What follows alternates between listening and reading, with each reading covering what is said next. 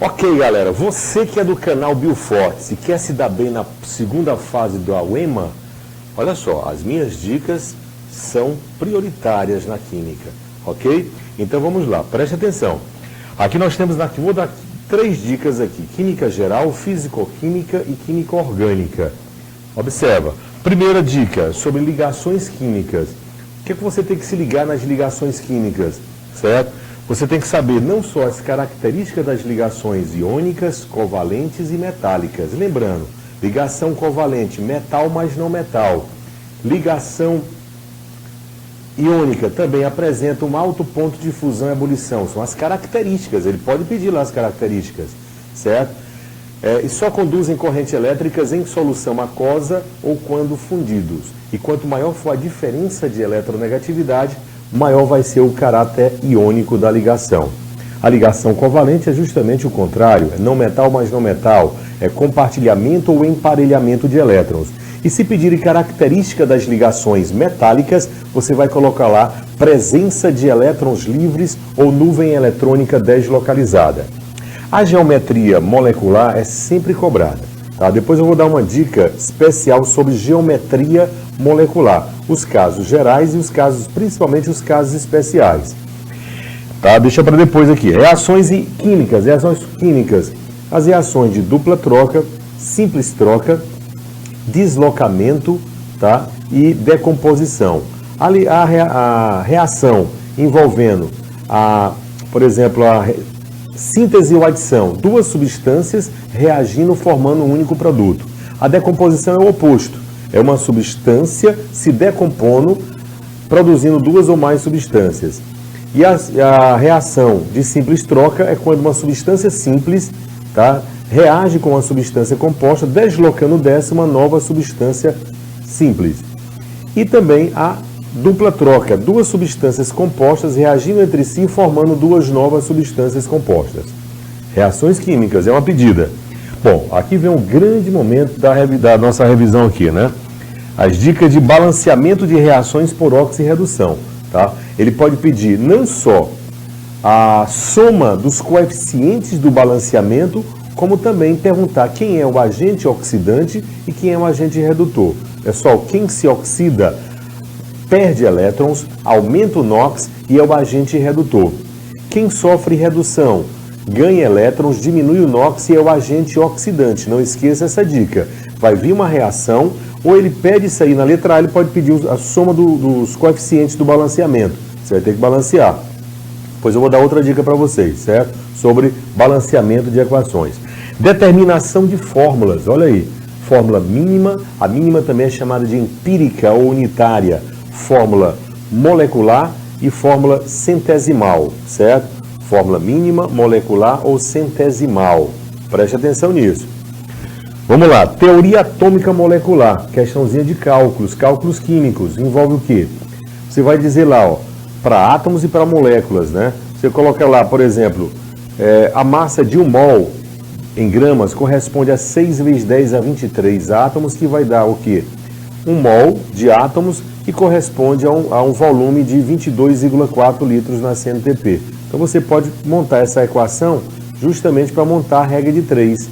Tá? Por exemplo, para moléculas também, né? X gramas, que é a massa molecular, vai corresponder a 6 vezes 10 a 23 moléculas, que corresponde a 1 mol de moléculas, que na CNTP ocupa um volume de 22,4. Então você está pedindo, por exemplo, volume, coloca o X embaixo de volume. Moléculas, coloque o X embaixo de moléculas. Aí você monta uma regra de 3. E por fim, lógico, cálculos estequiométricos, certo? Que é sempre uma boa pedida. Ele vai dar a reação e vai pedir a relação lá de estequiometria. Pode ser envolvendo os casos gerais, como os casos especiais, que é o critério de pureza, rendimento e volume fora da CNTP, certo? É possível isso aí também. Bom, dessas aqui eu estou apostando muito em geometria molecular. Então, sobre geometria molecular, olha só a dica. Vamos avançar aqui um slide aqui. Isso. Vamos lá, vamos preencher esse slide aqui, tá beleza, olha só. Aqui também, pessoal, sobre processos endotérmicos e exotérmicos, ele vai colocar uma situação lá, tá? Lembrando que você tem sólido, líquido e gasoso, né? As setas que estão para cá acontecem com absorção de calor. como por exemplo a fusão, sublimação e vaporização. Lembrando que vaporização, então 3 casos, nós temos a evaporação, ebulição e calefação. A volta desse processo são os processos exotérmicos que liberam calor, como condensação, ressublimação e solidificação, certo? Condensação ou liquefação é diferente entre si. Condensação é resfriamento de vapor, enquanto que liquefação é resfriamento de gás, certo? Vamos ver aqui, ó. E aí eu disse para vocês aqui sobre a geometria molecular, casos especiais, ó. Moléculas formadas por 4 átomos, por 5 átomos primeiro, né? SF4, ó, 4 mais 1, 5, admite 3 geometrias. Pode ser tetraédrica se não sobrar par de elétron no elemento central. Pode ser forma de gangorra, 5 átomos sobrando um par de elétron no elemento central. Ou pode ser, pessoal, quadrado plano, quando sobram 2 pares de elétron, um acima e outro abaixo do plano. Molécula formada por 5 átomos sobrando 2 pares de elétron. 4 átomos, aqui você tem o BRF3, ó. Tá? 4 átomos nós podemos ter 3 geometrias também. Pode ser trigonal plana, certo? Quando não sobra elétron no elemento central. Pode ser piramidal, sobrando um par de elétron. Ou um caso especial, 4 átomos sobrando 2 pares de elétron. A gente chama-se de forma de T. 3 átomos, pode ser linear se não sobrar elétron, angular se sobrar 1 ou 2 pares, ou pode ser linear sobrando 3 pares de elétron ligante, como é esse caso aqui do I3-, ó. 3 átomos sobrando 3 pares de elétrons não ligantes. 6 átomos, admite 2 geometrias. Pode ser bipiramidal, que é o caso do PCl5, por exemplo, ou pode ser pirâmide quadrada, quando tem 6 átomos sobrando um par de elétron não ligante. Beleza? Mais uma dica aqui para vocês. Olha só, olha o que eu falei do balanceamento aqui, ó. Ele vai vir uma reação lá, tá? Então você vai identificar, ó, o crômio aqui você tem mais 6 e aqui no outro lado no produto ele ficou mais 3. Então ele sofreu o quê? Uma redução. Se ele sofre uma redução, ele é o agente o quê? Oxidante. E você tem que fazer desse jeito, organizar a tua resposta. Já o carbono está saindo de mais 3 para mais 4. Ele sofreu uma oxidação. Quem se oxida é o agente o quê? Redutor. Peguei a diferença, pessoal.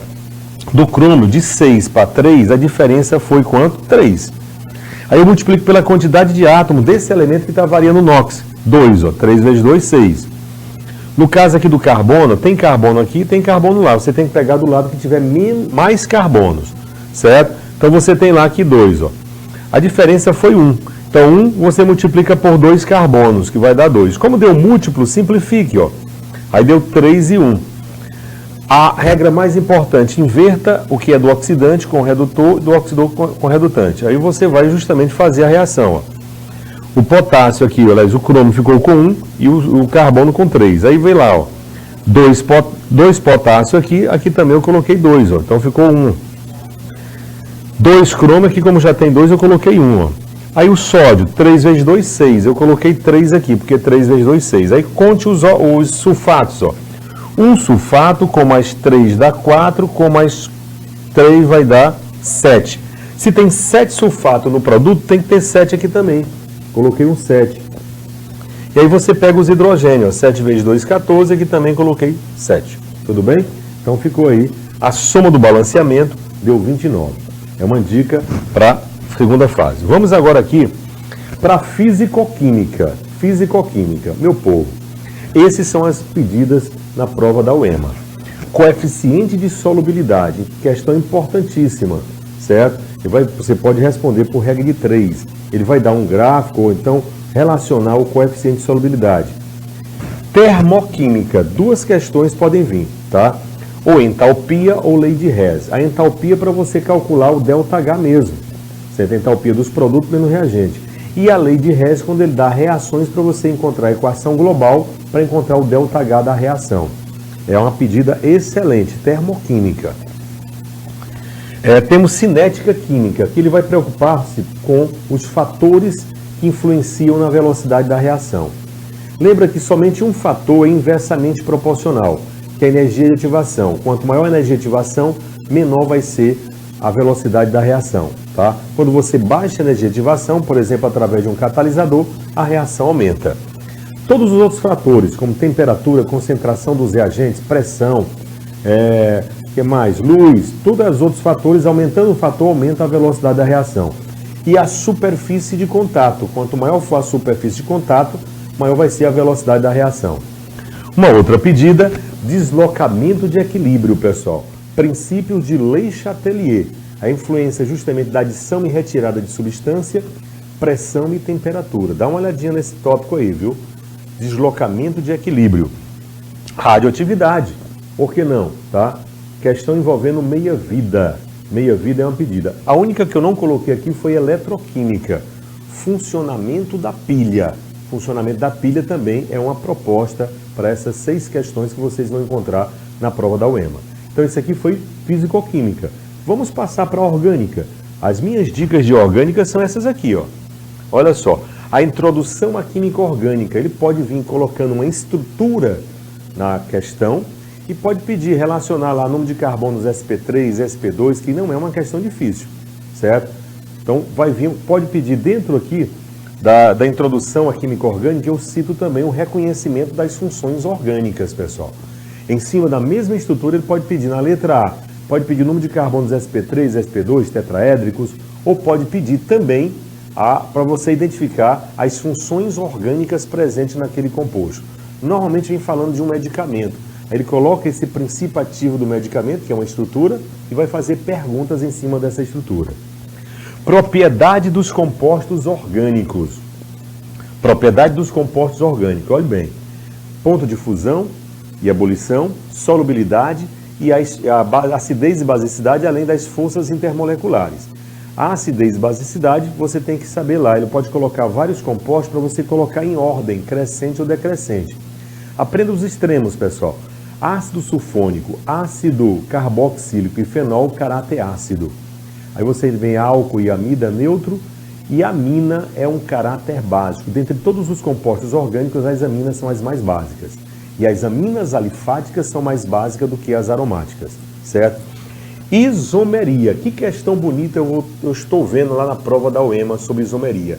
Ou isomeria plana, geométrica e ótica. A plana ele vai dizer, vai colocar estruturas ou o nome do composto para você dizer se é uma isomeria plana de cadeia, de posição, de função, metameria ou tautomeria. Observe bem. Na isomeria geométrica, que é uma pedida muito boa, ele pode relacionar a isomeria cis-trans ou ZE. Cis significa dizer mesmo lado, certo? E trans em lados opostos. O Z, ligantes maiores do mesmo lado, e o E, ligantes maiores em lados opostos. Reações orgânicas. Olha só a lista de reações que eu vou dar para vocês aqui. Sobre reações de hidrocarboneto, preocupe só com alcano, combustão de alcano, certo? Que libera CO2 mais água na completa e monóxido de carbono e água na incompleta.